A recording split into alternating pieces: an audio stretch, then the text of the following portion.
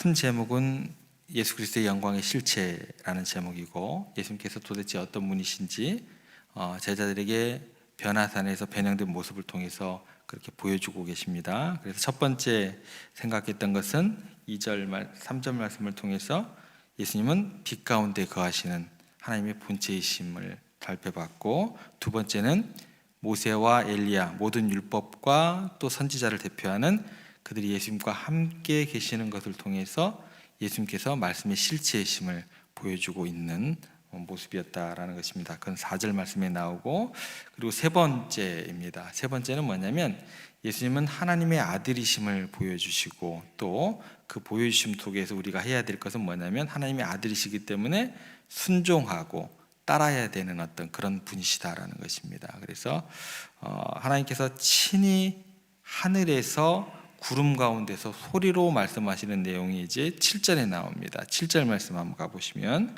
이렇게 기록되어 있습니다.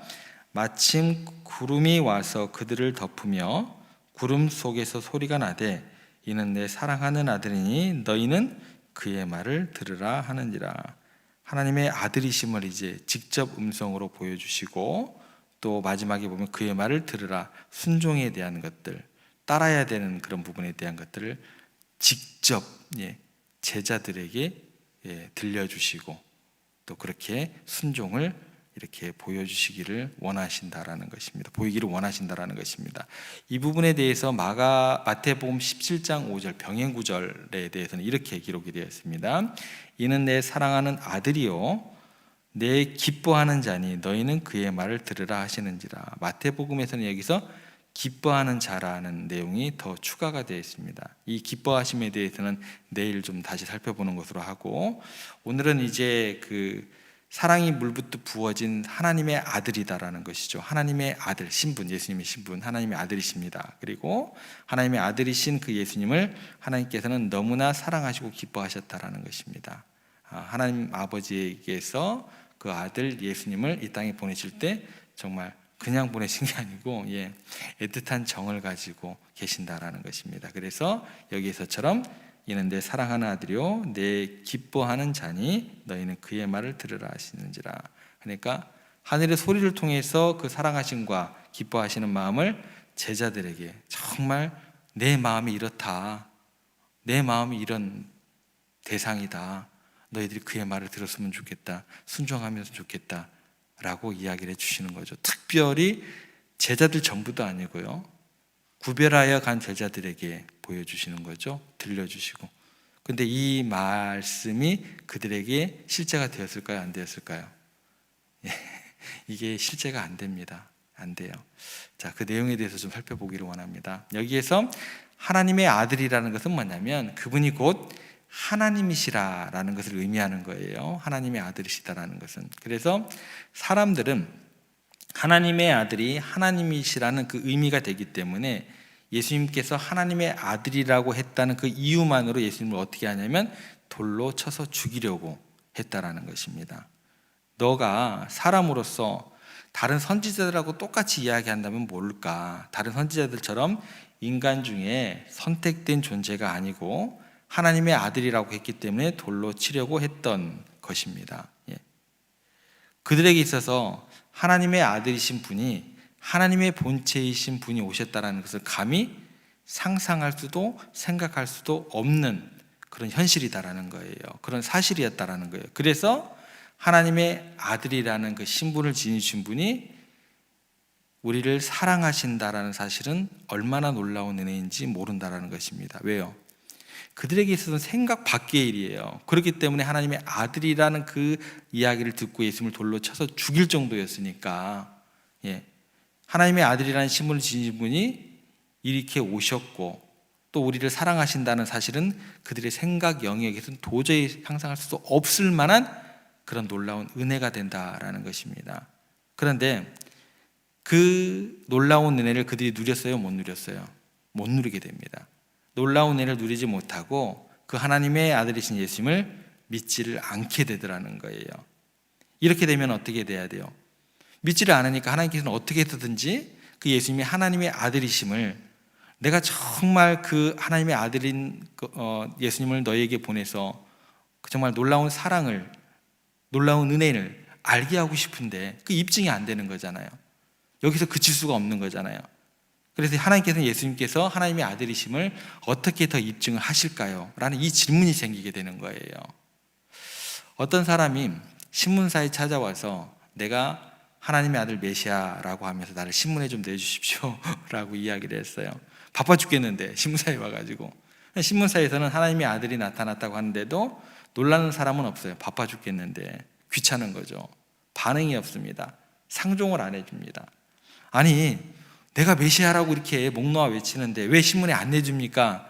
라고 이렇게 계속해서 이야기를 하니까 귀찮았던 신문사 직원 중에 한 명이 너무나 귀찮아가지고 당신이 차라리 세상을 놀라게 하는 범죄를 저지르십시오.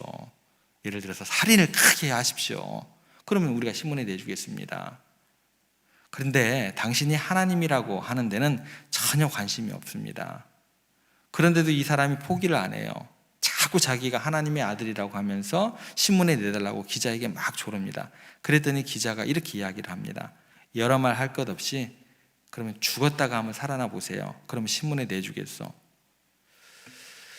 베드로가 사도행전 2장에서 하루에 3,000명씩 회개를 시키는 엄청난 그런 어떤 역사를 이루게 됩니다. 그때 베드로가 했던 말이 있어요. 그 설교의 내용을 보면 예수님께서 하나님의 아들 되심을 부활을 통해서 그 내용을 증거하게 됩니다. 그러니까 이스라엘 사람들이 예수님을 십자가에 못 박아 죽입니다.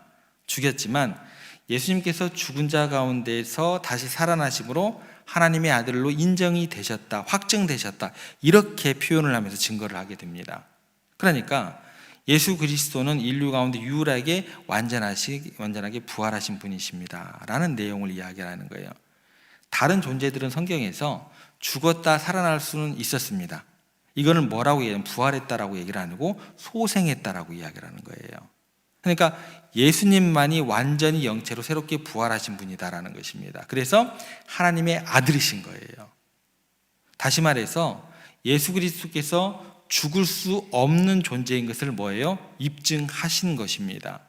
영원한 영적인 실체이신 유일한 분이심을 입증하신 것이다라는 거예요. 성경에 나오는 다른 모든 인물들은요, 전부 다 잠깐 소생한 정도예요. 예를 들어서 나사로는 죽었다가 예수님께서 말씀하셔서 소생했죠. 근데 어떻게 돼요? 다시 죽었습니다. 영원히 살지 못했다라는 거예요. 또 예수님께서 십자가에 죽으실 때 예루살렘 경내에 있었던 많은 무덤들이 열려버렸어요. 그리고 죽은 자가 살아나서 가족들의 품에 안겼지만 그들도 어떻게 돼요? 다시 죽었습니다. 왜냐하면 잠깐 소생했기 때문에 그래요.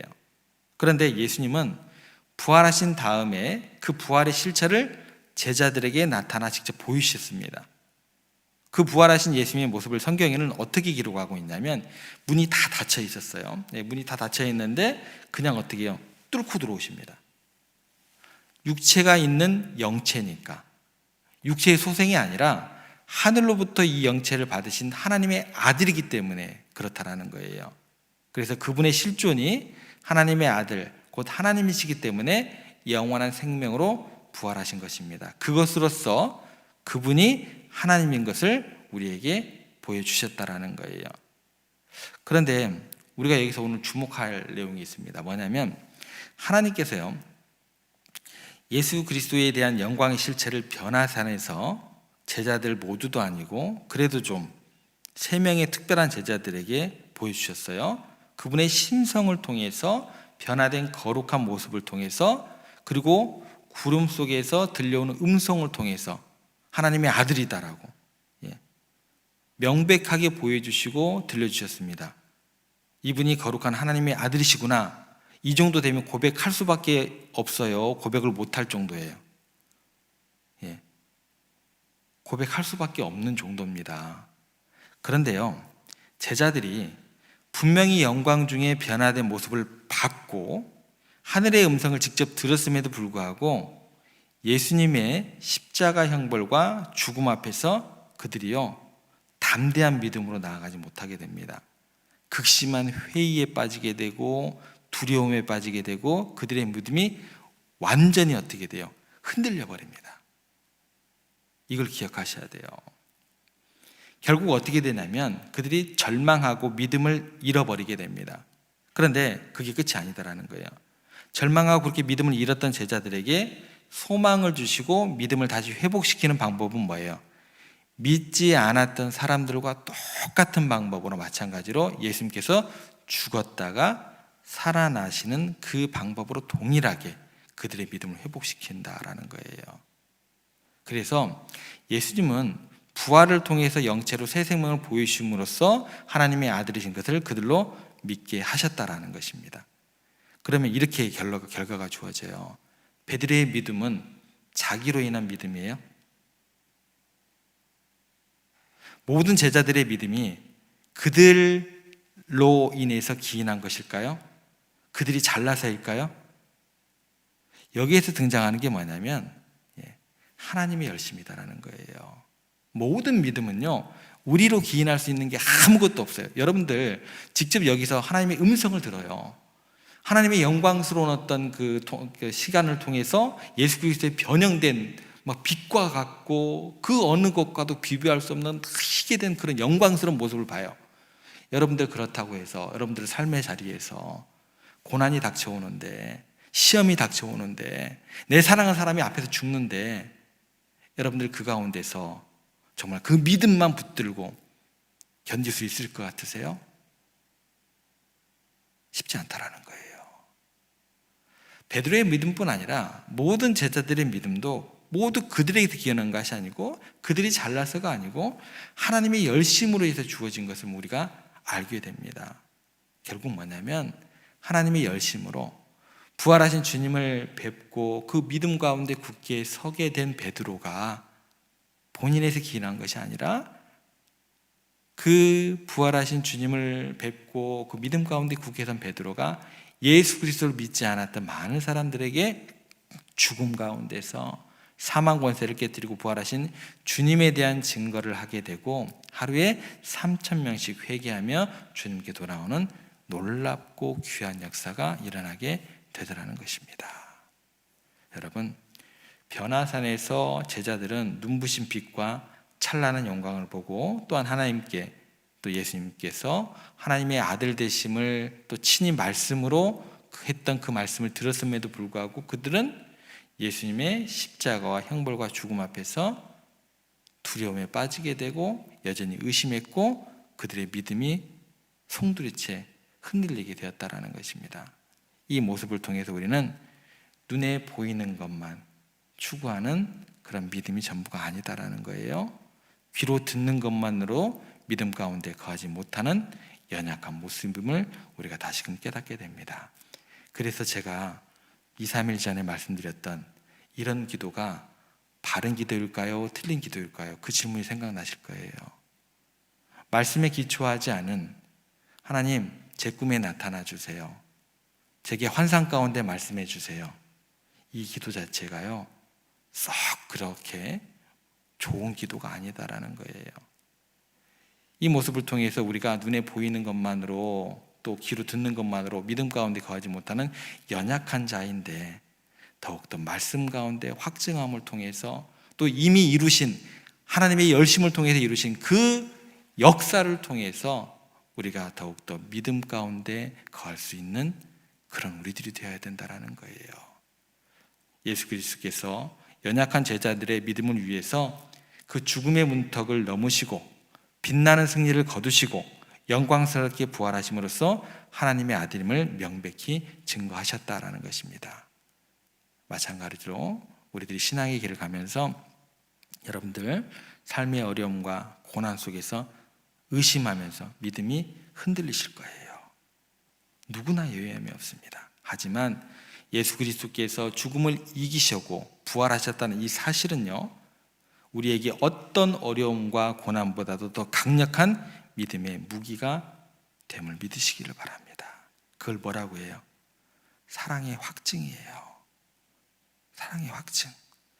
우리를 향하신 하나님의 열심은 우리로 하나님의 아들이신 예수를 믿는 믿음 안에서 흔들리지 않게 우리를 붙들어 주시고 그 하나님의 은혜와 사랑 안에서 평안과 기쁨을 누리게 하시며 영원한 부활 생명의 소망을 우리에게 더하여 주심을 믿으시기를 바랍니다. 내 믿음이 이것밖에 안 되는구나. 괜찮아요. 그 부족한 믿음을 하나님께서 열심을 통해서 이미 확증하셨고, 그 확증 가운데서 더욱더 그분을 통해서 여러분의 삶을 변화시키기를 원하시고, 또 세상에 그분의 빛을 비추기를 원하시고, 부활하신 주님을 믿는 그런 삶의 축복을 여러분들로 누리게 하기를 원하신다라는 것입니다. 그렇게 부활하신 주님을 믿는 삶의 축복을 내 삶에서 누리시면서 그렇게 그 축복을 많은 사람들에게 전하는 여러분들이 되시기를, 여러분들의 오늘 하루가 되시기를 주님의 이름으로 부탁을 드립니다.